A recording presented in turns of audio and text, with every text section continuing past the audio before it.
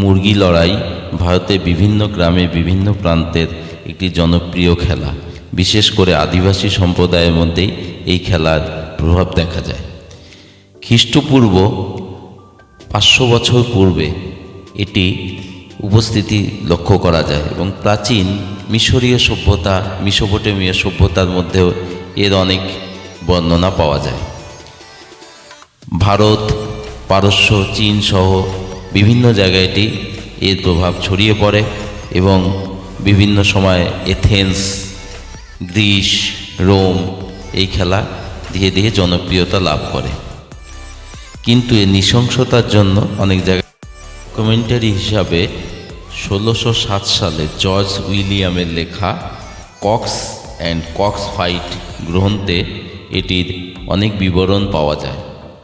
কিন্তু সেটা অনেক পরে এসছে, কিন্তু তার বহু প্রাচীনকাল থেকেই এই খেলা চলে আসছে।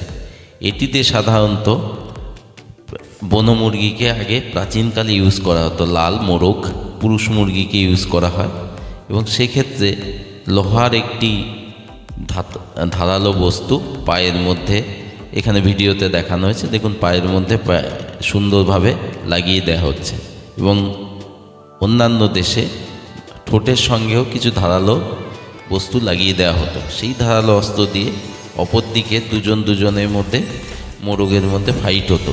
যে জিতত সে জীবিত থাকতো, অপরজন মারা যেত এবং মারা গেলে যে জিতত তাদের ওই মুরগিটি হয়ে যেত। এই প্রথাই চলে আসছে এবং এই প্রথার সঙ্গে কিছু কিছু দেশে এটাকে বন্ধ করা হয়েছে। তার কারণ হচ্ছে এটি একটি নৃশংস, তার সঙ্গে একটি আর্থিক জুয়ো খেলা এবং মদ্যপানেরও নানা রকম ঘটনা জড়িয়ে থাকে। সেই জন্য অনেক দেশে এটাকে নিষিদ্ধ করা হয়েছে।